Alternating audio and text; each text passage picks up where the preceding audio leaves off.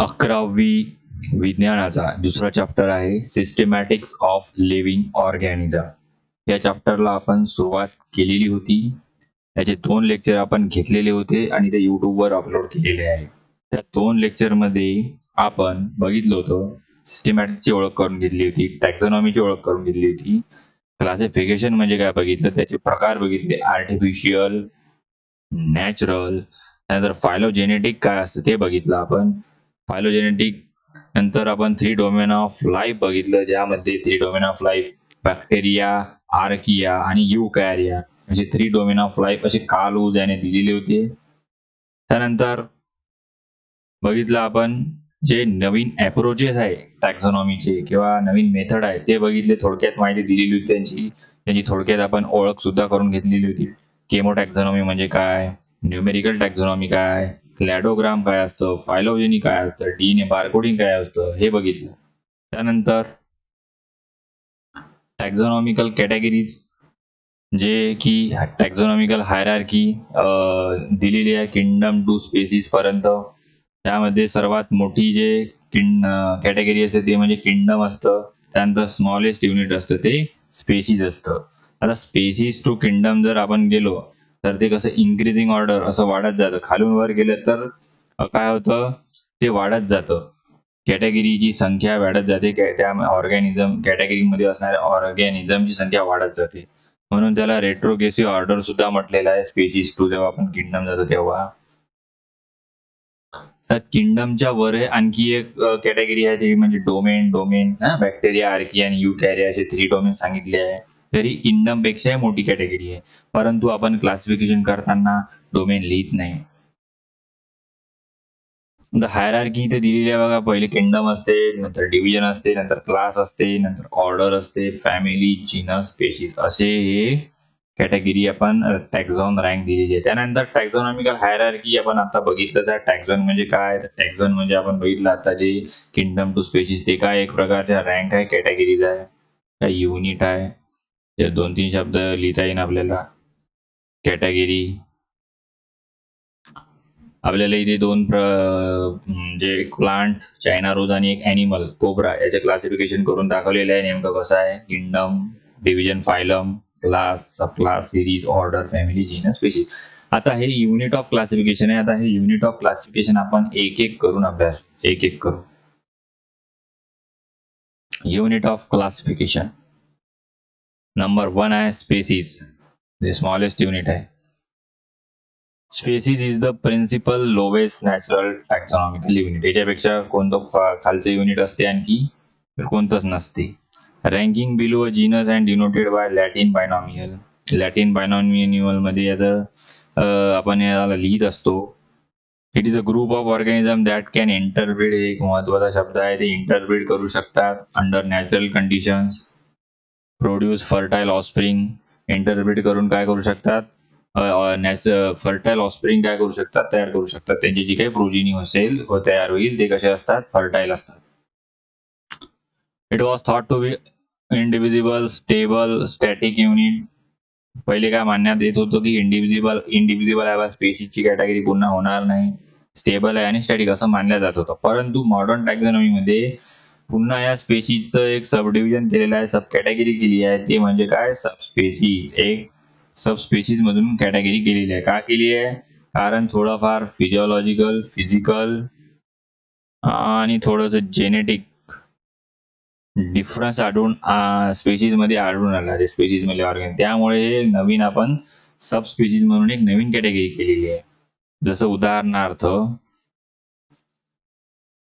हे बघा, ही आहे टायगर. टायगर एक काय आहे, एक स्पेसिस आहे. परंतु आपण पुन्हा 3 स्पेसिस केल्या, जॉग्राफीवरून म्हणा किंवा काही त्यांचे थोड्यात फिजिकल कॅरेक्टर वेगळे दिसले.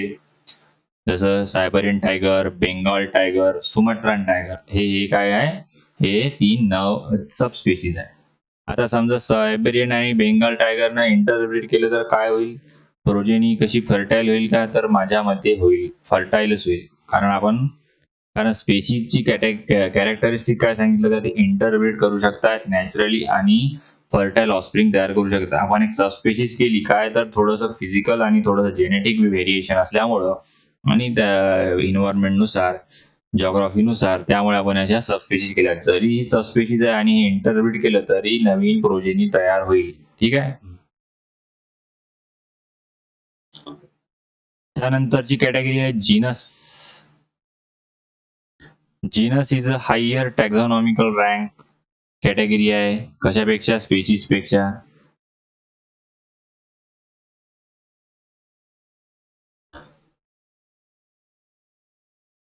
It is used in the biological classification of living and fossil organism. Genus is a group of species. Genus काय आहे? स्पेसीजचा ग्रुप आहे. बिअरिंग अ क्लोज रिसेम्बल्स, त्यांच्यामध्ये काहीतरी क्लोज रिसेम्बल्स, क्लोज रिलेशनशिप असेल to one another in their morphological character, but they usually do not interbreed. हे बघा, genus मधले अॅनिमल्स इंटरब्रीड करू शकत नाही. त्यांच्यामध्ये थोडस समानता असेल त्या स्पेशीज मध्ये आणि मॉर्फॉलॉजिकल कॅरेक्टर त्यांचे म्हणजे बाहेरून जे काही मॉर्फॉलॉजिकल फिजिकल कॅरेक्टर आहे ते दिसण्यावरून आपण हे जीनस कॅटेगरी तयार केली. ग्रुप ऑफ स्पेशीज, जसं टायगर आहे, लिओपार्ड आहे, लॉयन आहे. यांच्यामध्ये मॉर्फॉलॉजिकल कॅरेक्टर आपल्याला म्हणजे हे दिसायला सारखे दिसतात, जंगलात राहतात, मांस खातात, 4 पाय आहे, 2 डोळे आहेत, त्यांना वागणं ते नख आहेत,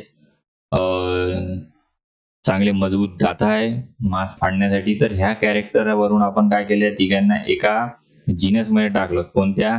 पॅन्थेरा मध्ये टाकलं. पॅन्थेरा एक आहे जीनस आहे, यामध्ये तिन्ही अॅनिमल येतात आणि तिन्ही अॅनिमल काय आहे? वेगवेगळे अॅनिमल्स आहे, हे इंटरब्रीड करू शकत नाही. टायगर लॉयन सोबत इंटरब्रीड करू शकत नाही. Eight are different from each other. Another example दिलेलं आहे सोलनम, ब्रिंजाल आणि पोटॅटो हे याचे उदाहरण आहे. आता ब्रिंजाल हे सोलनम मध्ये येते, पोटॅटो सुद्धा सोलनम मध्ये, परंतु ब्रिंजाल आणि पोटॅटो आपण समजा यांच्यापासून नवीन कोणता तयार करू शकत नाही. काय? कोणता ऑफस्प्रिंग यांच्यापासून काही तयार होणार नाही. कसं? नॅचरली वर आर्टिफिशियली लॅबोरेटरीत होते तयार. ठीक आहे. टायगर आणि लॉयन जे होते आर्टिफिशियली करतो म्हटलं, पण नॅचरल नाही होत. म्हणून हे काय? नॉट इंटरब्रीड याचं एक कॅरेक्टर आहे जीनस मधलं. फक्त इंटरब्रीड कुठं होऊ शकते? स्पेशीज मध्ये होऊ शकते. ठीक आहे, एवढं लक्षात ठेवा. त्यानंतर आहे family. It is one of the major hierarchical class taxonomical rank. A family represent a group of closely related genera. आता बघा, क्लोजली रिलेटेड जेनेरा म्हणजे काय आहे? ग्रुप ऑफ जेनेरा आहे फॅमिली. जीनस काय होतो? ग्रुप ऑफ स्पेशीज होतो. Family काय आहे? क्लोजली रिलेटेड जेनेरा म्हणजेच ग्रुप ऑफ जेनेरा आहे. Genera like hibiscus, gossypium, sida, bombax हे सर्व काय आहे? फ्लावर्स आहे. Are included in the same family Malvaceae. ठीक आहे. यांच्यामध्ये थोडस क्लोजली रिलेशन असेल. हे दिसायला जर समजा हिबिस्कसचं फुल पाहिलं, गॉसिपियन, सीडा यांचे फुल पाहिले, दिसायला थोडंफार सारखे दिसतात यांचे स्ट्रक्चर. म्हणून यावरून यांची एक ग्रुप केलं मालवासी मध्ये. ठीक आहे. आणखी कोणते कॅरेक्टर त्यांचे क्लोजली रिलेटेड आहे, त्याच्यामुळे आपण त्यांना खात्यात टाकलं मालवासी. मालवासी काय आहे? फॅमिली आहे. जसं आता फोटो दाखवतो तुम्हाला, तुम्ही हिबिस्कसचं फुल तर बघितलंच असेल, जास्वंदाचं. आता हे आहे गॉसिपिया म्हणजे कापसाचं फुल आहे बघा. हिबिस्कस सोबत याचं कम्पेअर करून बघा, थोडंफार सारखंच आहे दिसायला. त्यानंतर हे बॉम्बॅक्स बघा, हे बॉम्बॅक्सचं फुल आहे. याचं जर आपण मोठं करून बघितलं बघा, याचे फुल थोडस याच्यासारखंच येते, जास्वंदासारखं. ठीक आहे. त्यानंतर सीडा, हे बघा सीडाचं फुल आहे. ठीक आहे. सीडाला मराठीत काय म्हणताय?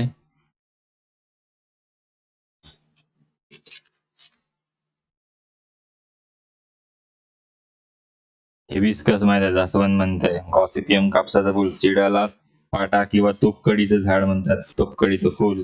तर बॉम्बॅक्स काटे सावार फुल असं त्याचं मराठीत नाव आहे. त्यानंतर पुढे आणखी एक उदाहरण दिलेलं आहे, कॅट. आपण कॅट बघितली. Cat belongs to family leopard, tiger आणि लॉयन. कॅट जी आहे यांची फॅमिली काय येते? फेलिडी येते, फेलिडी. ठीक आहे. पॅन्थेरा मध्ये कॅट येत नाही. ठीक आहे. पॅन्थेरामध्ये कॅट येत नाही कारण हे पाळीव प्राणी आहे, आपल्यासोबत राहते. हिला आपण पॅन्थेरात नाही टाकलं.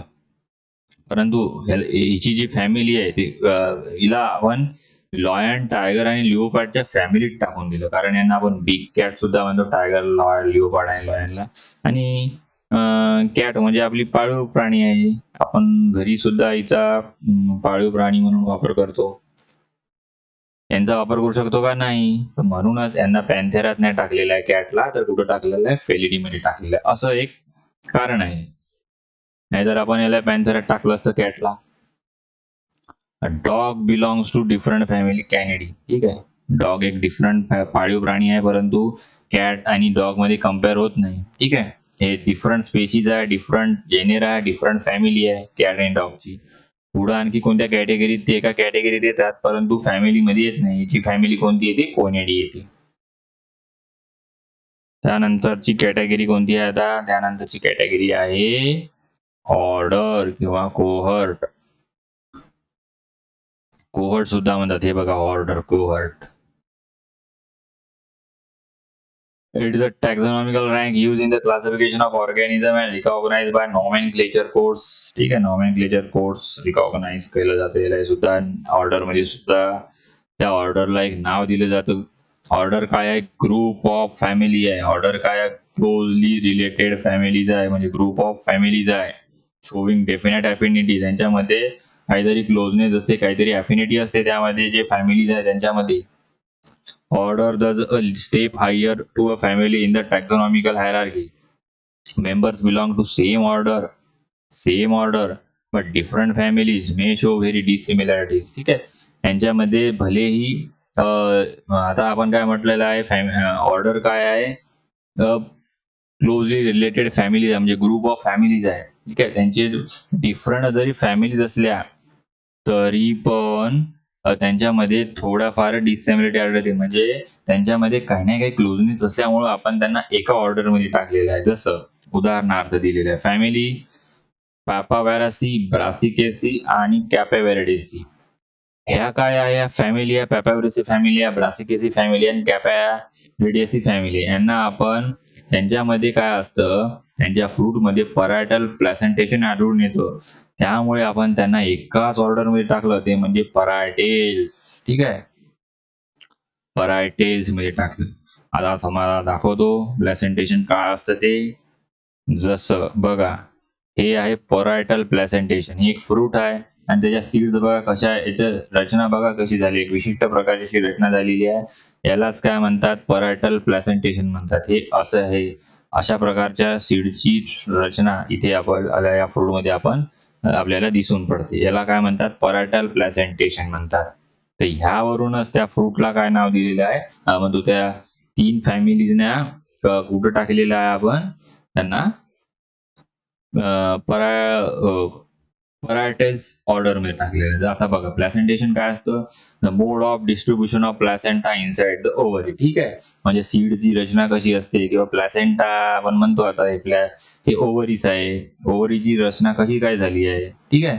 त्याच्यावरून आपण हे एवढे प्रकार पाडलेले आहे. जसं मार्जिनल, हे बघा, हे वाटाण्याचं झाड, बी शेंग आहे, त्याच्यातल्या बिया बघा कशा अरेंज झालेल्या आहे. याला काय म्हटलेलं?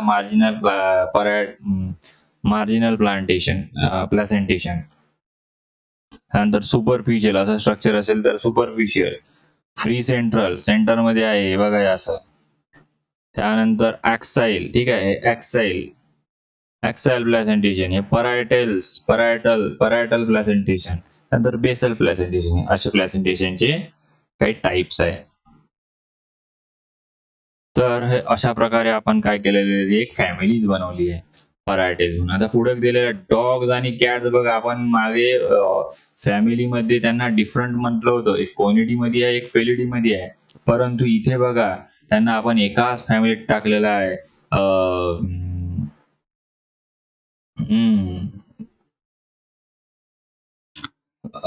Families of dogs and cats, though are different, they belong to a same order, Carnivora. ठीक आहे. Carnivora.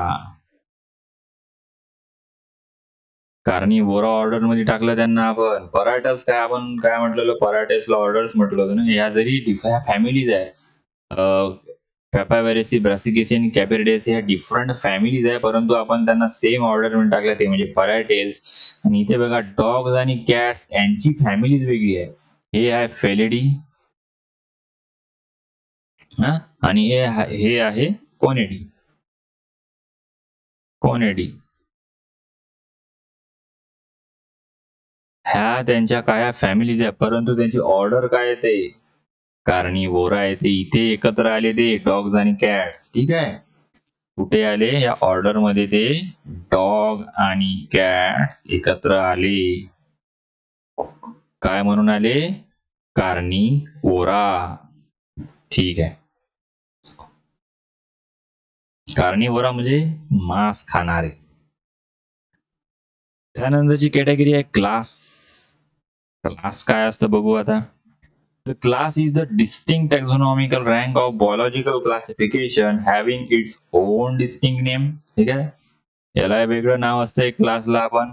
आणि हे कशाचा ग्रुप असतो, हे असतो ऑर्डरचा ग्रुप असतो. ठीक आहे, कारण ऑर्डर पेक्षा मोठी कॅटेगरी आहे म्हणून ऑर्डरचा ग्रुप आहे. Class is the assemblage closely related allied order, ज्याच्यामध्ये थोडस क्लोजनेस असेल ऑर्डर मध्ये, त्यांना आपण एकाच त्याचा ग्रुप केला आणि त्याला म्हटलेला आहे class. Orders Carnivora and order primates belong to the same class Mammalia. ठीक आहे, यांना आपण एका प्रायमेट्स मध्ये कोण कोण येते, आपण म्हणतो एप्स वगैरे येते. ठीक आहे, आपण येतो त्याच्यात होमो, आणखी चिंपाजी वगैरे येतो, चिंपाजी हे येते प्रायमेट्स मध्ये. आणि कार्निवोरा मध्ये आपण बघितलं सगळेच येते, टायगर, लॉयन, लिओपार्ड, डॉग, कॅट. आता हे सर्व एकाच कॅटेगरीचे, आपण सर्व आता एकाच कॅटेगरीच होती म्हणजे काय, मॅमॅलिया. मॅमॅलिया काय, ज्यांच्याकडे ज्या प्राण्यांकडे मॅमरी ग्लँड्स असतात, यावरून त्यांना मॅमॅलिया क्लास म्हटलेला आहे. म्हणजे ते आपले जे काही त्यांचे जे काही ऑफस्प्रिंग तयार होतात, त्यांना ते काय मॅमरी ग्लँड थ्रू फिडिंग करू शकतात, मिल्क. त्यावरून कोणता आपण क्लास केला त्याला, मॅमालिया. सगळे याच्यात सगळे साली याच्यात आता आपण आपल्यासोबत एप्स आले. ठीक आहे, चिंपाजी वगैरे आला, टायगर, लॉयन, लिओपार्ड, डॉग, कॅट, आपण सगळे एकाच कॅटेगरी आलो, एकाच क्लास मॅमालिया मध्ये आलो. ठीक आहे, दज, मंकी, गोरिला, गिब्बॉन्स हे प्रायमेट्स. त्यानंतर डॉग, कॅट्स, टायगर एकाच कॅटेगरी झाली, कोणती, मॅमॅलिया. तर हे झाला क्लास. त्यानंतर आहे डिव्हिजन किंवा फायलम. डिव्हिजन हे प्लांट रिलेटेड आहे. प्लांट साठी आपण डिव्हिजन वापरतो आणि एनिमल साठी फायलम वापरतो. Division is a category compose of closely related classes. आता हे क्लास पेक्षा मोठा आहे डिव्हिजन किंवा फायलम कॅटेगरी आहे, त्याच्यामुळे याच्यात काय असणार आहे, क्लोजली रिलेटेड क्लासेस असणार आहे. डिव्हिजन आता उदाहरणार्थ अँजिओस्पर्मी इन्क्लूड टू क्लासेस, डायकॉटिलिडॉनी आणि मोनोकॉटिलिडॉनी हे क्लास आहे. तर यांच्यावर एक डिव्हिजन कोणता आहे, मग हे दोन्ही कशात मोडतात, अँजिओस्पर्मी मध्ये मोडतात. In animal classification, division is a subunit. Animal classification subunit of category phylum. ठीक आहे, अॅनिमल मध्ये काय असतं, फायलम मध्ये आपण त्याची गणना करतो.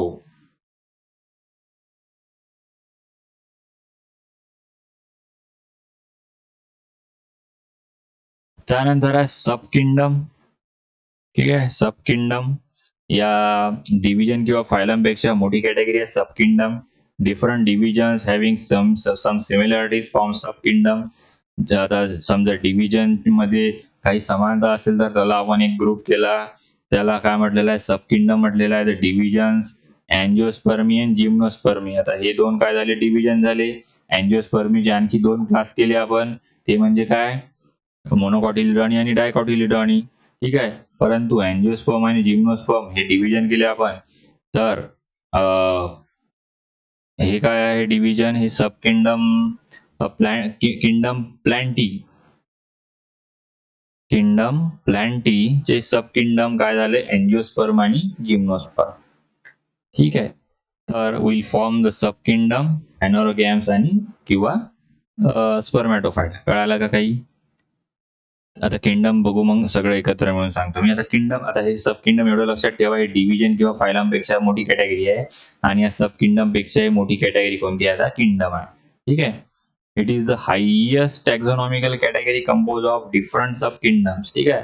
याच्यात सब किंगडमचा ग्रुप आहे किंगडम, ज्याचं सब किंगडम फायनोग्राम्स आणि क्रिप्टोग्राम्स हे काय झाले? दोन सब किंगडम झाले.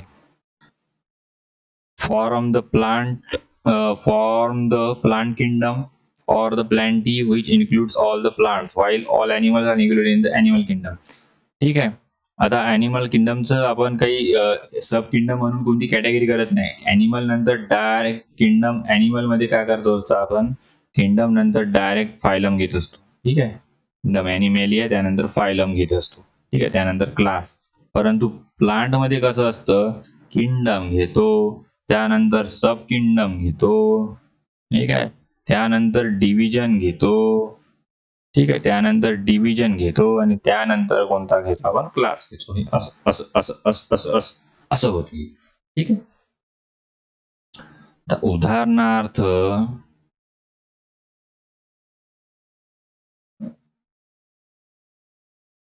सध्या एवढंच लक्षात ठेवा. उदाहरणार्थ आपण मागच्या लेक्चरमध्ये बघितलंच होतं, चायना रोजचं केलं आणि कोब्राचं केलं होतं. तर ते बघून घ्या. तर हे अशा प्रकारचं आहे. स्पेसिस टू किंगडम आपण आता बघितलं. ठीक आहे. The taxonomical categories we have considered so far are broad categories. Scientists have added subcategories to these in order to place organism in more scientific and precise manner.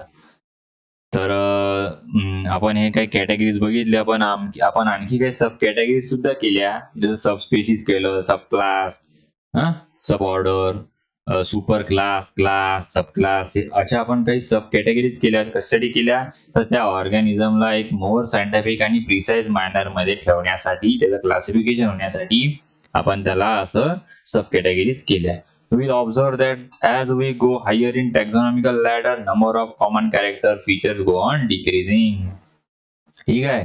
Spaces मध्ये सर्वात जास्त काय असतात? कॉमन कॅरेक्टर असतात spaces मध्ये. ठीक आहे. मोर character, more common character. पण जसं जसं आपण किंगडम कडे जाऊ, किंगडम मध्ये मोर कॉमन कॅरेक्टर आढळून येत नाही. भले त्यात मोठे ऑर्गॅनिझम, मोठी कॅटेगरी असेल ऑर्गॅनिझमची, परंतु त्यामध्ये कॉमन कॅरेक्टर कमी असते स्पेसिस पेक्षा. If we are comparing two organisms that are related to each other only at division or phylum level, their classification may become difficult. जर आपण एखादा डिव्हिजन किंवा फायलम च्या लेवलवरच एखादा ऑर्गॅनिझम आपण कम्पेअर करत असेल, तर त्याचं आपण क्लासिफिकेशन करणं काय जाईल?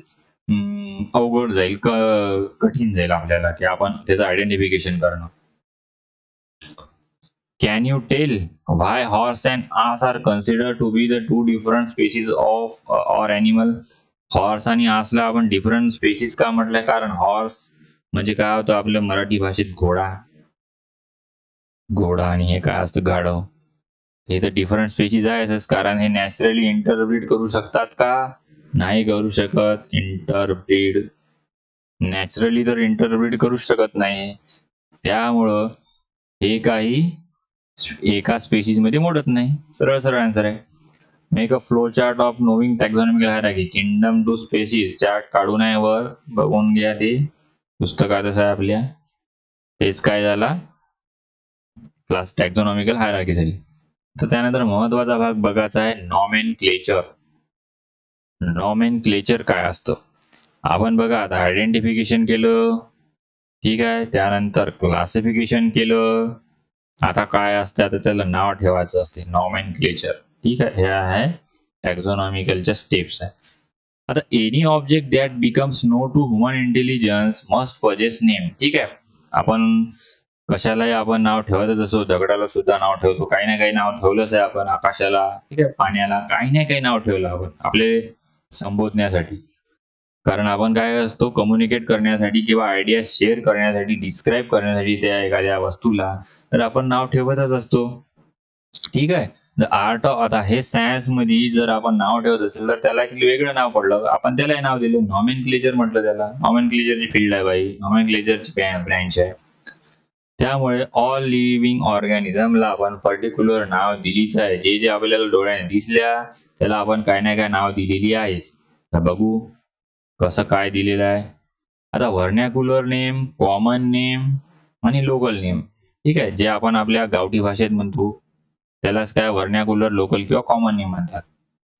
आपापल्या भाषेत जे आपण नाव ठेवतो ना त्यालाच काय म्हटलं जातं, लोकल नेम म्हटलं जातं.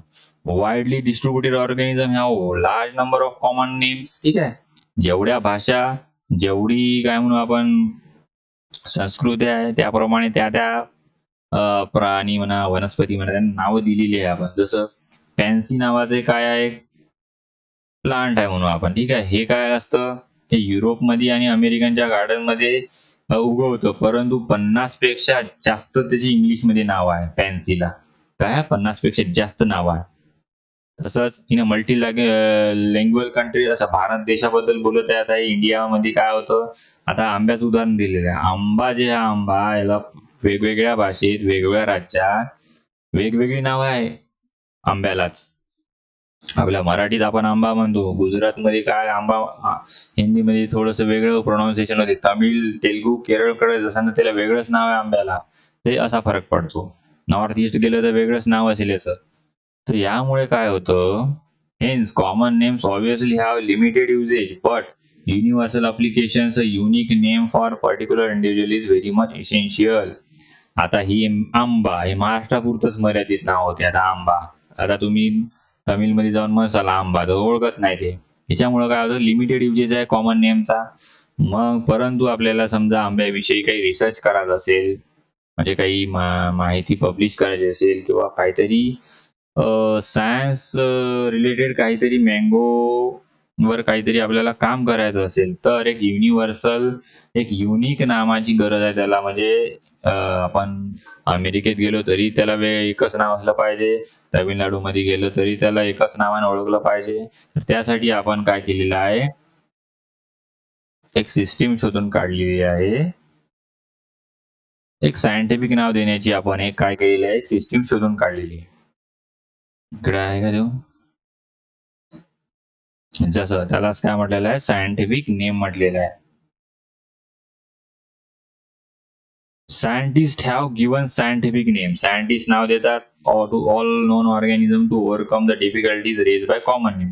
कॉमन नेम मुळे ज्या काही प्रॉब्लेम उद्भवल्या, कारण ते लिमिटेड युजेस आहे त्याचा, याच्यामुळं आपल्याला सायंटिफिक एक एक युनिक नाव देण्यासाठी आपण सायंटिफिक नेमचं आपण काय केलेलं आहे, एक सायंटिफिक नेम देण्याचं त्याचं काम केलेलं आहे.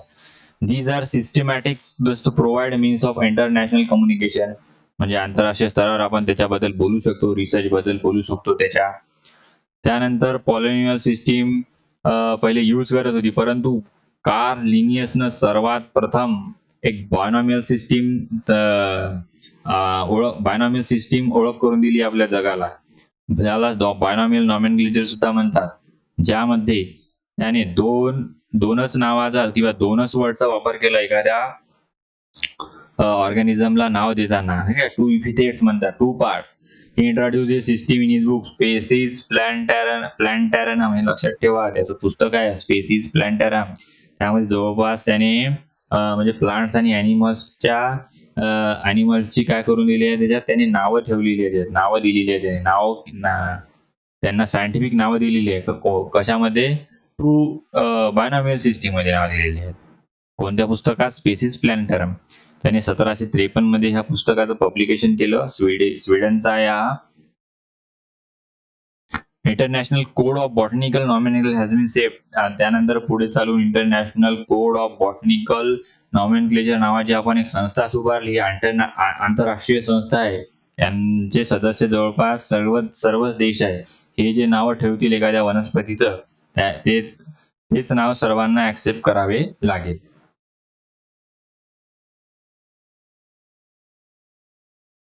त्यानंतर 2011 ची गोष्ट सांगितलेली आहे इथे एका पॅराग्राफ मध्ये असं सांगितलेलं आहे, the code which was set up to confirm the scientific names was ICBN. ठीक आहे. 2011 अगोदर ICBN नाव ठेवत होती, परंतु international code of botanical nomenclature recently जी 19वी इंटरनॅशनल बॉटनिकल काँग्रेस झाली शेंझेन चायना इथे 2017 मध्ये तिथे शेंझेन कोड तयार करण्यात आला आणि ICBMचं नाव चेंज करून एक मोठं नाव ठेवलं ICNAFP. ठीक आहे, ICNAFP. आता ए काय आहे? Algae, फंजाय, plants. ते असे 3 कॅटेगरीज आहे प्लांट किंगडमचे, अल्गी, फंजाय आणि प्लांट्स. मोठं नाव ठेवलं. बॉटनिकल नेमच्या ऐवजी 3 नाव ठेवले. Means International code of Nomenclature for algae, fungi and plant. This code was publish in 2018 मध्ये याचं पब्लिकेशन करण्यात आलं. ठीक आहे. त्यानंतर according to this system the scientific name for sunflower is काय? हेलियांथस एनस. हे सनफ्लॉवरचं नाव आहे, हेलियांथस एनस. 2 नाव आहे. Here Helianthus indicate name of the genus. हे काय आहे? जीनस आहे. हेलियांथस हे काय आहे? जीनस आहे. आणि एनस जे आहे म्हणजे जीनस म्हणजे काय? जेनेरिक इपिथेट आहे. सेकंड वर्ड आहे एनस, हे काय आहे? Denote species epithet. ठीक आहे, स्पेसिस इपिथेट आहे म्हणजे हे काय? स्पेसिसचं नाव आहे. ठीक आहे, जीनस, स्पेसिस, हेलियांथस, एनस. आता काही रूल वगैरे दिलेले आहे ते बघू. Bionomical nomenclature system follows certain rule. आता यामध्ये काहीतरी ICBN म्हणा किंवा जे झुलॉजीची बॉडी आहे म्हणजे जे काही नावं देतात सायंटिफिक, तर त्यांची नावं ठेवण्याचे काहीतरी नियम बनवले, सर्टन रूल्स ठेवलेले आहे. ते काय बघू. Name of the organism he compose of 2 Latin किंवा ग्रीक वर्ड. हे नाव ग्रीक किंवा लॅटिन मध्येच असलं पाहिजे, दोन्ही नावं. Generic epithet is a simple noun. जो जेनेरिक इपिथेट असतो जसं मँगीफेरा इंडिका मध्ये आहे बघा, मँगीफेरा हे काय आहे? जेनेरिक आहे. ठीक आहे, तर हे नाऊन असलं पाहिजे. हा काय असला पाहिजे? नाऊन असला पाहिजे. ठीक आहे, नाऊन. ठीक आहे. इट शुड कम फर्स्ट, फर्स्टच आहे. त्यानंतर बिगिन विथ कॅपिटल लेटर. बघा एम कॅपिटल लिहिलेला आहे. ठीक आहे, एम कॅपिटल लिहिलेला आहे. ठीक आहे, हे जीनस बद्दल एवढं लक्षात ठेवा. त्यानंतर specific epithet. Specific epithet is a descriptive adjective. म्हणजे आता बघा इंडिका हे काय? ऍडजेक्टिव्ह आहे. ठीक आहे, ऍडजेक्टिव्ह आहे. हे काय? स्पेसिस आहे. तर हे कसं असलं पाहिजे? एक डिस्क्रिप्शन असलं पाहिजे. इंडिका म्हटलं तर आपल्याला आठवते इंडिया रिलेटेड आहे, इंडिया रिलेटेड आहे. ठीक आहे, काहीतरी तिचं थोडंसं डिस्क्रिप्शन होते. Which should come later and begin with small letter. आणि सर्व स्मॉल लेटर मध्ये लिहिलं आहे इंडिका. बघा याच्यात कोणता कॅपिटल लेटर नाहीये. Scientific epithet must be underlined separately if handwritten and must be in the italics when printed. आता हे प्रिंटेड आहे त्याच्यामुळे बघा मँगीफेरा इंडिका कसं लिहिलंय? इटॅलिक फॉन्ट मध्ये लिहिलेलं आहे मँगीफेरा इंडिका.